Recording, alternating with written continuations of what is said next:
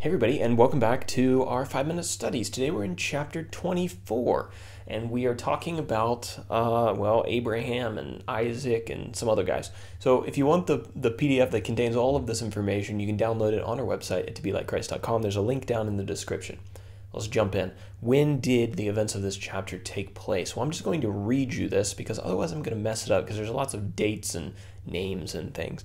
So Abram was born in approximately 1996 BC, and he died in 1821 BC. He lived to be 175 years old. Isaac, his son, was born when Abraham was 100 years old, so that would have been 1896 BC approximately, and he was 37 years old when his mother Sarah died. According to Genesis chapter 25, verse 20, the next chapter, Isaac was 40 years old when he married Rebekah at 1856 BC. So if you don't have all those memorized, remember they're all written out on the PDF, or you can view them on the screen if you're watching on YouTube for more clarity. And don't worry, I shortened this section down in the upcoming chapters. In terms of our main characters, we have Abraham. God has made him a bunch of promises that he's going to make him into a great nation and bless all the nations of the earth through him. Then we have his son, whose name is Isaac. That was his son with Sarah, his wife. We have then Abraham's servant. This was the oldest servant in Abraham's house, who he entrusted to find a wife for his son Isaac. Next, we have Rebekah. We had mentioned her, I think, in the previous chapter. She was a beautiful young woman who God chose to marry Isaac. And then Bethuel, the nephew of Abraham and the father of Rebekah. Where did these events play out? Well, we're going on a little journey in this chapter. Bethuel and Rebekah lived in Mesopotamia, in a place called the city of Nahor, probably the same as the city of Haran, which you'll be able to see on the map, way up north of Canaan. Well, it looks like a small distance on the map, but it's actually like 500 miles or something like that from Canaan. Isaac lived in the south of Canaan in a place known as the Negeb.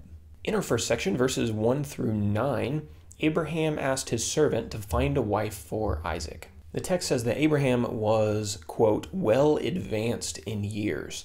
And so he called his oldest and most trusted servant to him, and he told him to go to the city of Nahor, to the land of his relatives, and to find a wife for his son Isaac there, because he didn't want Isaac marrying one of the local Canaanite women. And the servant swore an oath to Abraham that he would do his best to find Isaac a wife. So then in verses 10 through 14, we have the servant's prayer for help. The servant loaded 10 camels with provisions and gifts, and then he went to Mesopotamia, to the city of Nahor, and I have it there on the PDF. That's approximately 550 miles away. When he arrived, he prayed to God for help to reveal the woman that he wanted Isaac to marry. And he was standing by a spring of water, and this is what he prayed, quote, let the young woman to whom I shall say, please let down your jar that I may drink, and who shall say, drink, and I will water your camels, let her be the one whom you have appointed for your servant Isaac. This is a genius prayer, in my opinion. Not only does he accomplish his mission and find a wife for Isaac, but he also gets his camels watered by somebody else in the process. And then in verses 15 through 27, the servant meets a young woman named Rebekah at the spring of water. So even before finishing his prayer, a beautiful young woman named Rebekah came to the spring of water, and the servant asked her for a drink, and she offered to water his camels. Realizing that his prayer had been answered, the servant offered Rebekah some gifts made out of gold, and she invited him to spend the night at her father Bethuel's house, because they had place for him and for his camels. In our next section, the servant explains his intentions and purposes to Bethuel. This is verses 28 through 49. And I've really summarized this section because basically the servant just recounts to Bethuel everything that we've already read about in the chapter. He explains Abraham's instructions to him, his journey, why he's there, what he's looking for, how he met Rebekah at the well. And so then in verse 50 through 61, Rebekah leaves her father's house and heads south towards Canaan. Believing that God had blessed the mission of the servant, Bethuel gave Rebekah permission to leave with the servant and to go and marry Isaac. And when the servant heard this, he bowed to the ground and worshipped God. And the next morning, Rebekah, and the camels started their journey back to Canaan. So then we have a wedding in verses 62 through 67. Rebekah marries Isaac. So after their long journey, the servant found Isaac meditating in a field in the Negeb.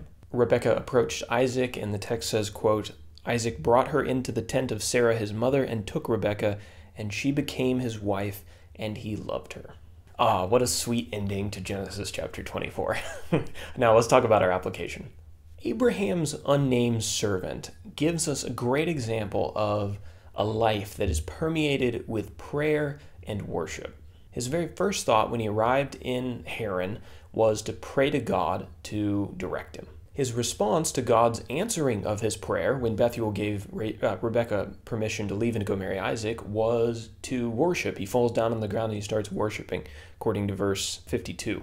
Even though we don't know this guy's name, he's a great example to us. Our lives should be marked by a revolving pattern of prayer and worship.